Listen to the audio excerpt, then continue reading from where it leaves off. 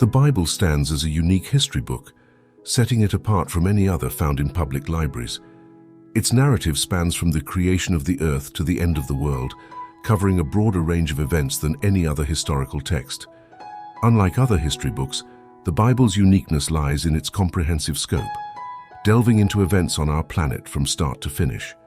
No other historical account can match this, primarily because no one was there to witness and document the world's beginning authoritatively. We as believers hold the exclusive knowledge of how it will all end. This revelation from the Lord isn't to satisfy curiosity, but to prepare us for the future, ensuring we aren't caught off guard or misinterpret events. Jesus shared the future not merely for curiosity's sake, but to equip us for what lies ahead. People often ponder if we are in the end times, yet the Bible refers to the last days, a period we've been in for 2,000 years. These last days began at Pentecost, where the first prophecy was fulfilled, emphasizing that every Christian generation should live ready for the Lord's return. The Bible is not just a historical record, but a book teeming with predictions, 735 to be exact, scattered throughout its pages. Almost every quarter of its chapters contains a prediction, making it essentially a prophetic text. Remarkably, 596 out of 735 predictions have already occurred, literally coming true according to Scripture. This translates to 81% of all Bible prophecies being fulfilled, with some made centuries before their realization. Considering this high success rate, it's reasonable to have confidence that the remaining 19% will also unfold as foretold. The Bible, with its predictive power, remains an extraordinary guide illuminating the past and shedding light on what is yet to come. The Bible has proven 100% right for every prediction that could have been fulfilled by now. Among the remaining predictions, most revolve around the actual return of Jesus and the events that follow. We are currently waiting for about 20 of these predictions to come true before anticipating the Lord's return. Jesus instructed us to watch and pray, but what does watching entail? It doesn't mean standing still and gazing at the clouds. Instead, it involves keeping an eye on what's happening in the world, recognizing the signs provided to help us prepare. These signs are the signals we must pay attention to. In Matthew chapter 24, the disciples sought answers about the signs of Jesus' return. To their inquiry, Jesus responded directly and unambiguously. We can be thankful for such clear guidance. While the book of Revelation provides a more detailed response, here in Matthew 24, Jesus gives a rundown of the signs that will precede his arrival. The disciples approached Jesus on the Mount of Olives, seeking insights about when these events would occur and what signals would indicate his return and the end of the world. Matthew 24:3-36. Jesus warned his disciples, saying, "Don't let anyone mislead you. Many will come in my name, claiming to be the Messiah, deceiving many. Wars and threats of wars will happen, but don't panic. These things must occur, though the end won't follow immediately. Nations and kingdoms will clash, famines and earthquakes will be widespread, the initial birth pains with more to come. As followers, you'll face arrest, persecution, and hatred worldwide. Many will turn away, betray, and hate each other. False prophets will emerge, deceiving many. Sin will spread, love will grow cold, but those who endure to the end will be saved. The good news of the kingdom will be preached globally, and then the end will come." The day approaches when Daniel's prophecy about a sacrilegious object in the holy place will be fulfilled. In Judea, people must flee to the hills. Don't pack. Don't even go down into the house if you're on the roof, or return for a coat if you're in the field. Terrible times await pregnant and nursing women. Pray your flight won't be in winter or on the Sabbath.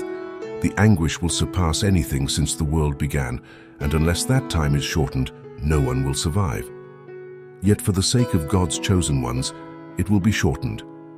Beware of false messiahs and prophets performing great signs and wonders, claiming here is the Messiah or there he is. Don't believe it. Jesus cautioned that deception might target even God's chosen ones, forewarning about false claims of the Messiah's whereabouts. If someone says, "He's in the desert," or "hiding here," don't believe it. His return will be as unmistakable as lightning flashing from east to west, or vultures gathering around a carcass, signaling the nearing end. Following the anguish, the sun darkening, the moon losing light, stars falling, and heavenly powers shaking will occur. Then, the unmistakable sign of the Son of Man's coming will appear in the heavens, causing deep mourning worldwide. The Son of Man will arrive on the clouds with power and glory, sending angels with a mighty trumpet blast to gather his chosen ones from all corners of the world. Jesus likened understanding his return to learning from a fig tree. When its branches bud and leaves sprout, you know summer is near. Similarly, when witnessing the predicted signs, you can know his return is imminent, right at the door. Jesus asserted that this generation won't pass away until all these events occur, emphasizing the eternal endurance of his words. While disasters and upheavals in the world signify his coming, Jesus acknowledged that predicting the exact day or hour is beyond anyone's knowledge, not even the angels or the sun.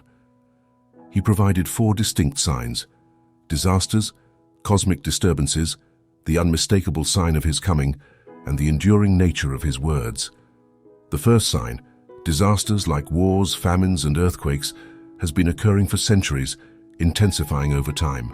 Indeed, we find ourselves in the midst of the first sign Jesus foretold, with wars, rumors of wars, earthquakes, and famine. Jesus repeatedly emphasizes the risk of deception as we approach the end, cautioning against false Christs and Messiahs exploiting natural disasters to pose as saviors. Deception, both within and outside the church, becomes a significant danger. Some claim to be deliverers from troubles, leading people into tragic situations. As problems increase, so do false deliverers. Yet Jesus advises against alarm or worry when new conflicts or disasters arise. He astonishingly frames these events not as death throes, but as birth pains. Disasters, though painful, signify the imminent birth of a new world. This perspective should reshape our attitude. Knowing what the world is evolving into, we need not be alarmed or dismayed, unlike the rest of the world. Disasters represent the birth pains of a new world, prompting a different response. While sympathetic to those suffering, we hold hope for the birth of a new world, avoiding dismay or depression in the face of global issues. In essence, Jesus encourages us not to panic, but to maintain a hopeful outlook, understanding that the challenges we witness are the necessary pains preceding a new and better world. Jesus encourages us not only to remain undisturbed, but even to rejoice, recognizing these challenges as signs of something new happening. The second sign of his coming shifts focus from global disasters to changes within the church. While the first sign involved wars, earthquakes, and famines, the second sign within the church consists of 3 parts. Firstly, persecution will intensify, leading to widespread hatred. Secondly, a significant reduction in the church's size is anticipated as universal persecution strains its members, causing many to leave. The third part, surprisingly, reveals that the gospel will be proclaimed to every racial group, resulting in a smaller yet purified church with a more profound impact on the world. False prophets add an additional layer of deceit. Their teachings become apparent when they offer comfort in times of unrest, advocating peace instead of challenging the status quo. Jesus advises us to persevere and not succumb to these false prophets. Those who endure to the end will find salvation when this particular sign unfolds. Jesus' advice to all Christians is that, in the end, all aspects of the church will be despised by the world. This stems from the coexistence of wheat and tares, which, as they approach maturity, create tension between them. As social misfits in a world where our citizenship is heavenly, Christians naturally face pressure and hatred. The uniqueness of Christians, rooted in their distinctiveness from the world, can provoke hate. Jesus, being radically different, experienced this as noted in John 15:19. If you were of the world, it would love you as its own. Instead, the world hates you because you are not of the world, but I have chosen you out of the world. Despite the challenge of being despised, Christians find strength in their heavenly identity. Moving to the third sign of the end times, Jerusalem's distress, geographically limited, is foretold. Jesus quotes Daniel's prophecies, referencing the abomination of desolation, a human tyrant centered in Jerusalem who defies divine will. This figure's arrival will precede the fourth sign of Jesus' coming, providing a clear indicator and safeguarding against false prophets or messiahs. Being aware of these signs helps Christians prepare and remain steadfast in their faith. The culmination of events leading to Jesus' return will be swift, without deception. All natural light will be extinguished, The sun will go dark and the stars will fall. This aligns with various predictions throughout the Bible, such as Isaiah's imagery of the heavens being rolled up like a carpet, stars dissolving, and the skies rolled up like a scroll. Natural light will vanish, leaving only artificial light to illuminate the earth. This dramatic shift in celestial phenomena will prompt questions and exclamations. People may wonder, what is happening? What is going on? Christians, however, will recognize the significance, exclaiming, "This is it." The sun, stars, and moon will cease to shine, signaling a momentous event linked to the anticipated return of Christ. Right before the celestial lights go out, God turns off the lights of heaven, preparing for the blaze of light from the lightning that will mark his return. Jesus descends on the clouds back to earth, and believers meet him in the air, not in an earthly stadium due to its insufficient size, but it will suffice for this extraordinary gathering. It's a fantastic prospect, knowing that when you witness these events, his arrival is imminent.